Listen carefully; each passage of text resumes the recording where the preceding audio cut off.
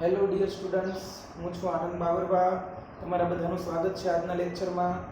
અગાઉના લેક્ચરમાં વિદ્યાર્થી મિત્રો આપણે ભણી ગયા કે લેન્સનો પાવર, લેન્સનું સંયોજન એટલે કે એક કરતાં વધુ લેન્સ હોય ત્યારે તેની કેન્દ્ર લંબાઈ છે મૂળ લેન્સ કરતાં ઘટે અને પાવરનું મૂલ્ય વધે એવું અગાઉના લેક્ચરમાં ભણી ગયા. કારણ કે પાવરનું સૂત્ર સાદો સરવાળો P P1 P2 ભણી ગયા, જ્યારે કેન્દ્ર લંબાઈ છે વ્યસ્ત સરવાળો એટલે કે 1/f 1/f1 1/f2. એટલે કે બે લેન્સને જ્યારે એકબીજાના સંપર્કમાં રાખવામાં આવે ત્યારે પરિણામી કેન્દ્ર લંબાઈમાં ઘટાડો અને પાવરમાં વધારો થાય. આજના ટોપિકમાં આપણે લેન્સને યોગ્ય રીતે કાપવાથી તેની કેન્દ્ર લંબાઈ અને પાવરમાં શું ફરક પડે તેના વિશે ભણશું. સૌપ્રથમ એક બહિર્ગોળ લેન્સ દર્શાવેલ છે. બહિર્ગોળ લેન્સમાં બે અક્ષ દર્શાવેલ છે. એક આપાત કિરણની દિશામાં જે એક અક્ષ છે જે ઓપ્ટિકલ કેન્દ્રમાંથી પસાર થાય છે, આપણે મુખ્ય અક્ષ નામ આપ્યું છે. ઊભી જે અક્ષ છે જે ઓપ્ટિકલ કેન્દ્રમાંથી પસાર થતી હોય અને મુખ્ય અક્ષને લંબ હોય એવી અક્ષને આપણે ઓપ્ટિકલ એક્સિસ એટલે કે પ્રકાશીય અક્ષ કહેશું. તો આપણી પાસે લેન્સ માટે બે અક્ષ મળી, મુખ્ય અક્ષ અને પ્રકાશીય અક્ષ. સૌ પ્રથમ આપણે લેન્સને પ્રકાશીય અક્ષ પર કાપશું એટલે કે ઊભો કાપશું, y અક્ષ પર. તો શું ચેન્જ થશે તે આકૃતિમાં બતાવેલું છે કે જો લેન્સને ઊભો કાપવામાં આવે તો આવા બે ટુકડા તમને જોવા મળશે. આ પહેલો ટુકડો છે, આ બીજો ટુકડો છે.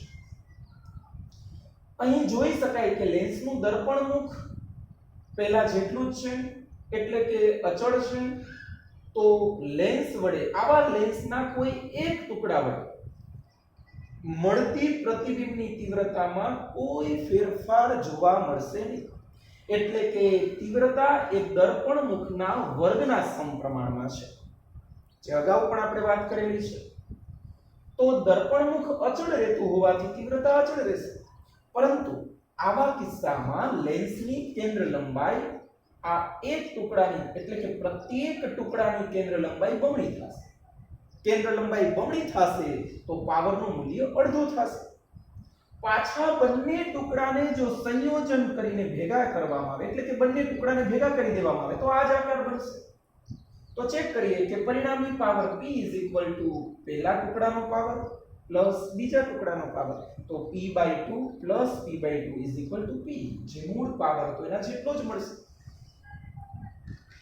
યાદ રાખવા જેવી બાબત છે કે લેન્સને y અક્ષ પર કાપવામાં આવે એટલે કે પ્રકાશીય અક્ષ પર કાપવામાં આવે તો કેન્દ્ર લંબાઈ બમણી થશે પ્રત્યેક ટુકડાની, જ્યારે પાવર અડધો થશે, જ્યારે તીવ્રતામાં કોઈ ફેરફાર જોવા મળશે નહીં. બીજી રીતે આપણે જોઈએ કે હવે જો લેન્સને એની મુખ્ય અક્ષ પર કાપવામાં આવે એટલે કે આમ આડા ટુકડા કરવામાં આવે તો આમ આડા ટુકડા કરવામાં આવે તો આવું કંઈક જોવા મળશે. એટલે કે બાજુમાં બતાવેલું છે. તો આ પહેલો ટુકડો, આ બીજો ટુકડો, આવા કિસ્સામાં દર્પણ મુખ પ્રથમ એટલે કે પહેલા કેસ કરતા 1/√2 ગણું થશે. 1/√2 ગણું દર્પણ મુખ થાય તો 1/√2 નો સ્ક્વેર એટલે 1/2 એટલે કે તીવ્રતા અડધી થશે. એટલે કે દરેક ટુકડા વડે મળતી પ્રકાશીય તીવ્રતામાં ઘટાડો થશે, ઘટીને અડધી થઈ જશે. પરંતુ કેન્દ્ર લંબાઈ પેલા જેટલી જ મળશે એટલે કે કેન્દ્ર લંબાઈમાં કોઈ ફેરફાર થશે નહીં. કેન્દ્ર લંબાઈ અચળ રહે તો પાવર પણ અચળ રહે. એટલે કે લેન્સને આડો કાપવાથી કેન્દ્ર લંબાઈ અને પાવર પહેલા જેટલા જ રહેશે. ઊભો કાપવામાં આવે તો કેન્દ્ર લંબાઈ બમણી થશે અને પાવર અડધો થશે. આ કેસમાં તીવ્રતા અડધી થશે, જ્યારે આ કેસમાં પાવર અડધો થશે. તીવ્રતા અચળ રહેશે પહેલા કેસમાં. હવે આપણે ત્રીજો કેસ જોઈએ.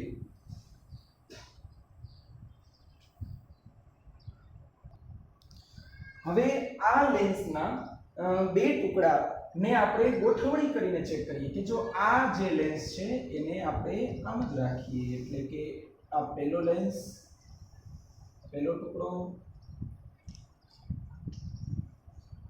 આ સપાટીને આપણે આમ રાખી દઈએ, ઉલટાવી નાખીએ.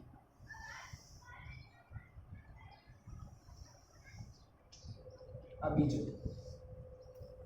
આ બંને ટુકડાની પ્રત્યેક ટુકડાની કેન્દ્ર લંબાઈ આની 2f છે, આની 2f છે, તો અસરકારક કેન્દ્ર લંબાઈ 1/f1 plus 1/f2, therefore 2/2f, therefore 1/f. એટલે કે f is equal to small f.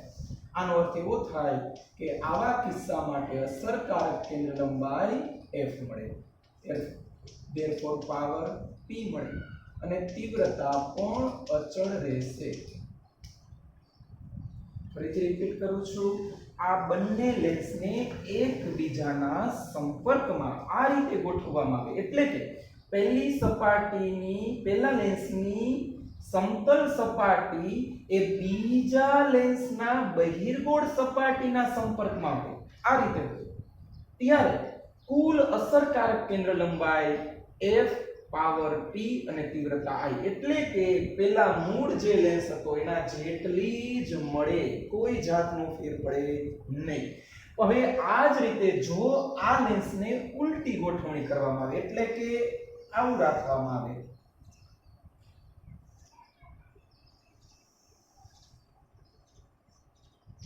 આ આપણો બીજો લેન્સ છે અને આ જ રીતે ગોઠવણી કરીને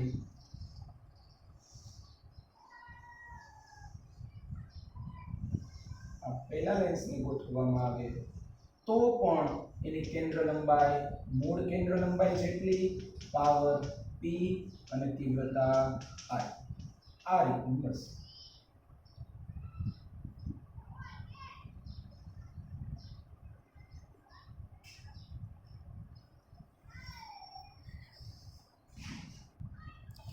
હવે જો લેન્સને મુખ્ય અક્ષ પર કાપવામાં આવે તો તમે જોઈ શકો કે મુખ્ય અક્ષ પર કાપતા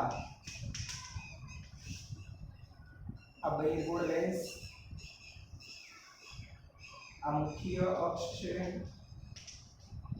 આ મુખ્ય અક્ષ પર કાપતા લેન્સના બે ટુકડા આ રીતે બનશે કે આ પ્રથમ ટુકડો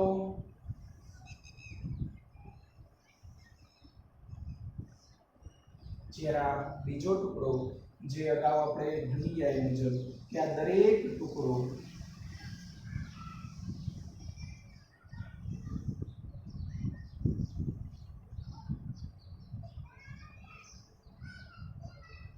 કે ભાઈ આ પ્રથમ ટુકડો જે છે અને આ બીજો ટુકડો છે, આ કેસમાં તમે અગાઉ ભણી ગયા તે મુજબ કે દરેકની કેન્દ્ર લંબાઈ f જેટલી રહેશે.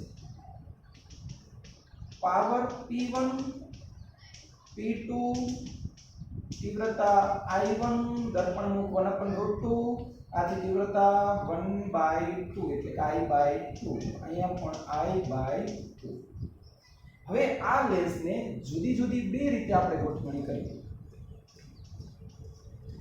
કે જો પેલા લેન્સના બંને ટુકડાને એકબીજાની નજીક રાખવામાં આવે, આ પહેલો ટુકડો છે, આ બીજો ટુકડો છે,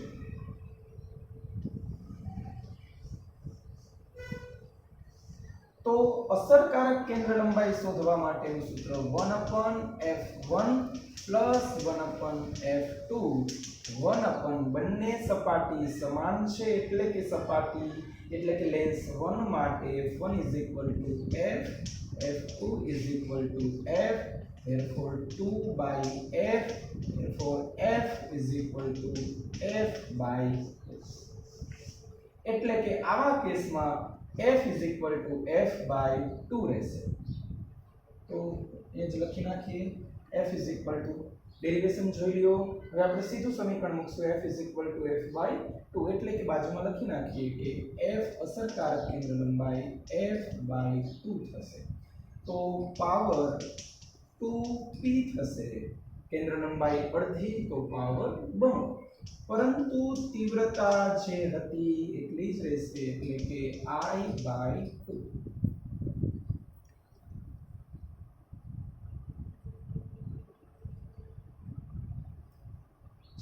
હવે આ ટોપિક હવે લેન્સને જો આ રીતે ગોઠવવામાં આવે એટલે કે આ લેન્સને આમ જ રાખવામાં આવે, જ્યારે બીજા લેન્સને એની નજીક ઉલટો રાખવામાં આવે, એટલે કે બંને સપાટી સંપર્કમાં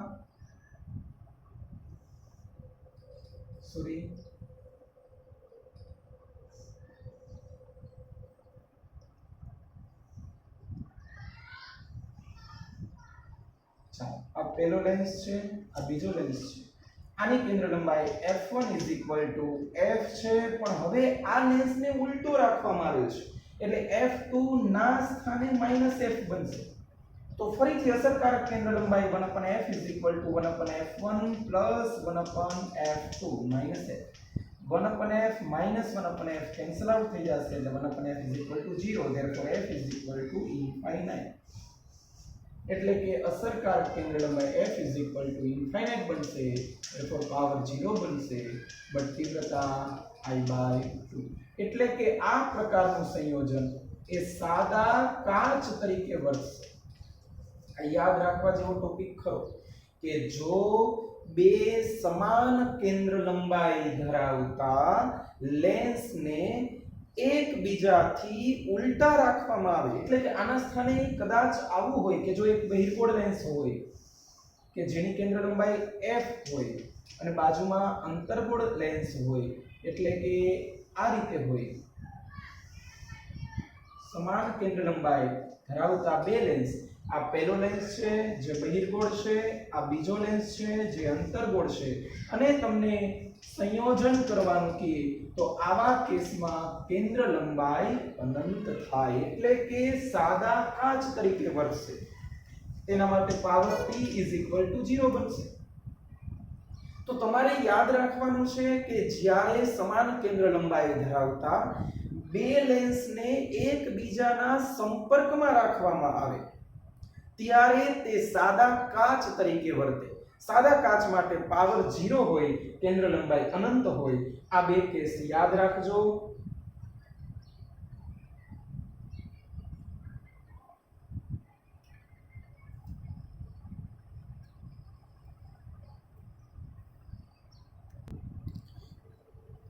વિદ્યાર્થી મિત્રો, હવેનો ટોપિક રહેશે લેન્સ પર ઢોળ ચડાવતા. આપણે અગાઉના ટોપિકમાં લેન્સને જુદી જુદી બે અક્ષ પર કાપવાથી લેન્સના પાવર અને કેન્દ્ર લંબાઈમાં શું ફરક પડે તે ભણ્યા. હવે લેન્સને બે વક્રી ભવનકારક સપાટી હોય છે. આ બેમાંથી કોઈ એક ઉપર જો ઢોળ ચડાવવામાં આવે તો સૌથી પ્રથમ લેન્સ પર ઢોળ ચડાવતા તે અરીસા તરીકે વર્તે, એટલે કે અરીસો બનશે.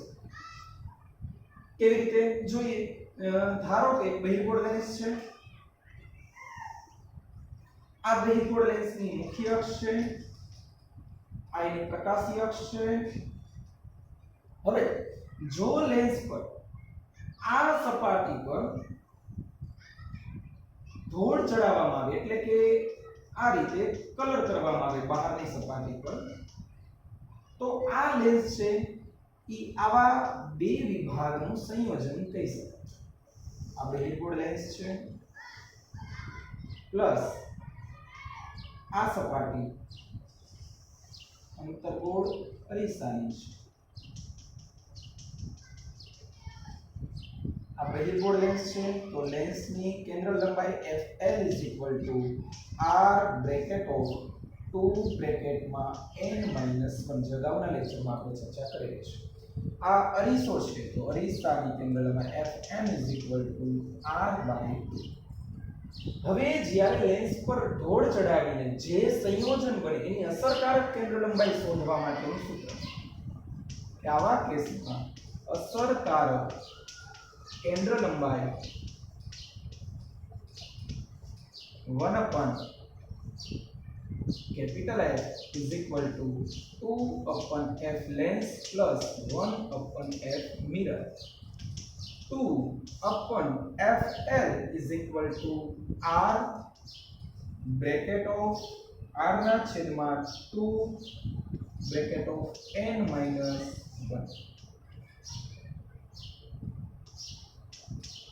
plus 1/FM. FM is equal to R/2. तो 2/r कॉमन काढी લઈએ तो ब्रैकेट में 2n - 1 plus 1 therefore 2/r 2n minus 2 plus 1 therefore 2/r 2n minus 1 એટલે 1 upon f therefore f is equal to r ના છેદમાં 2 bracket of 2n minus 1 આ અસરકારક કેન્દ્ર લંબાઈ બનશે. ફરીથી રિપીટ કરું છું, જ્યારે બહિર્ગોળ લેન્સની કોઈ એક વક્ર સપાટી પર ઢોળ ચડાવવામાં આવે તો આ જે સંયોજન છે એને છૂટું પાડે છે. એક બહિર્ગોળ લેન્સ દેખાય છે, આ સપાટી છે અંતર્ગોળ અરીસા તરીકે વર્તે અને અરીસા માટેનું m એટલે કે કેન્દ્ર લંબાઈ શોધવાનું સૂત્ર r/2. બહિર્ગોળ લેન્સ છે, દ્વિબહિર્ગોળ લેન્સ છે એટલે r/2 બ્રેકેટ ઓફ m - 1. આ બંનેની કિંમત આ સૂત્ર આ મેઇન સૂત્ર છે જે તમારે યાદ રાખવાનું છે. આવા કેસ માટે અસરકારક કેન્દ્ર લંબાઈ શોધવાનું સૂત્ર 1/F = 2 લેન્સની કેન્દ્ર લંબાઈ પ્લસ 1 મિરરની કેન્દ્ર લંબાઈ. સાદરૂપ આપો તો અસરકારક કેન્દ્ર લંબાઈ તમને જોવા મળી F = r ના છેદમાં 2 બ્રેકેટમાં 2n - 1. નોટ ડાઉન કરી લ્યો.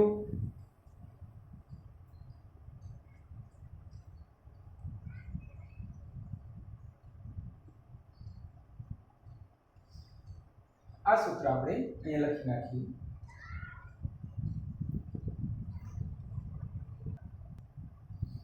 તો હવે તમારે આ સૂત્ર યાદ રાખવાનું છે કે જો બહિર્ગોળ લેન્સની એક સપાટીને ઢોળ ચડાવવામાં આવે તો પરિણામી અસરકારક કેન્દ્ર લંબાઈ શોધવાનું સૂત્ર F = r/2 bracket of 2n - 1. હવે આપણે બીજો કેસ વિચારીએ કે જો આ રીતે હોય એટલે કે સમતલ બહિર્ગોળ લેન્સ હોય.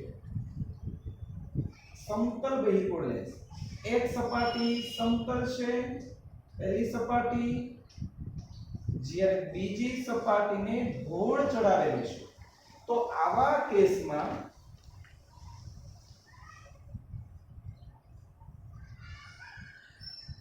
આ પહેલી સપાટી જે છે ઈ આ પ્રકારની એટલે કે સમતલ બહિર્ગોળ લેન્સ તરીકે વર્તે.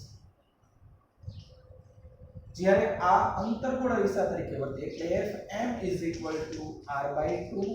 જ્યારે સમતલ બહિર્ગોળ છે એટલે લેન્સની કેન્દ્ર લંબાઈ r બ્રેકેટ ઓફ n - 1 આ સૂત્ર છે.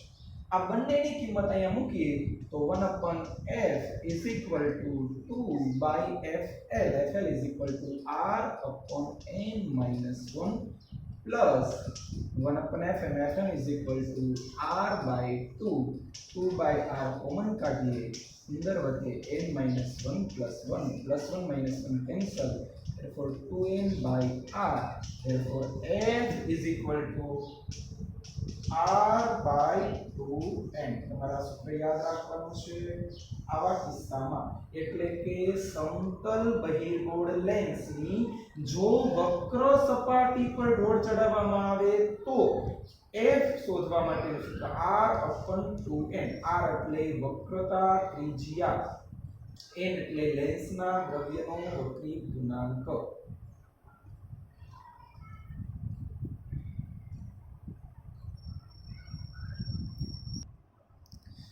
હવે આપણે જોઈ શકીએ કે સમતલ બહિર્ગોળ લેન્સ જ છે પણ એની સમતલ સપાટીને જો ઢોળ ચડાવવામાં આવે તો તેની અસરકારક કેન્દ્ર લંબાઈ કેટલી મળે એ શોધવા માટે આનું ડિસેક્શન કરેલું છે એટલે કે ભાગ પાડી નાખો કે આ બે સંયોજન છે.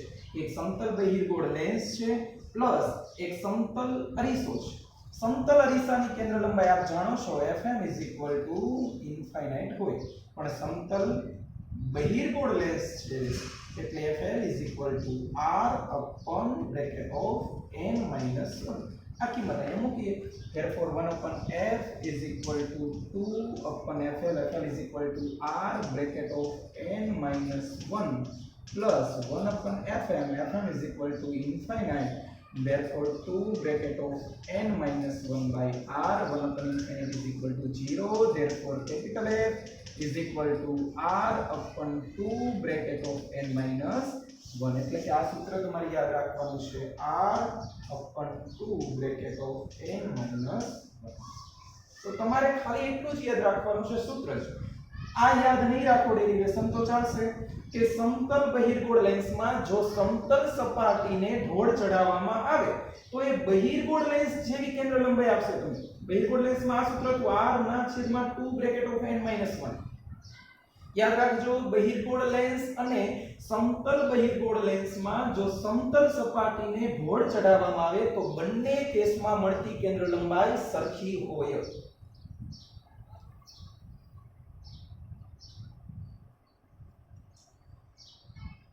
તો આ ટોપિક અહીંયા પૂરો થાય છે.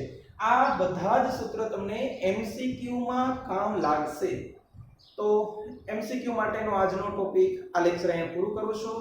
હું ફરીથી એકવાર રિક્વેસ્ટ કરું છું કે આવા વિડિયો તમને આવા YouTube માં મારી ચેનલમાં સતત આવતા રહેશે. તમે એને લાઈક કરો, સબસ્ક્રાઇબ કરો. કંઈ પણ ડાઉટ હોય તો કમેન્ટમાં લખી શકો.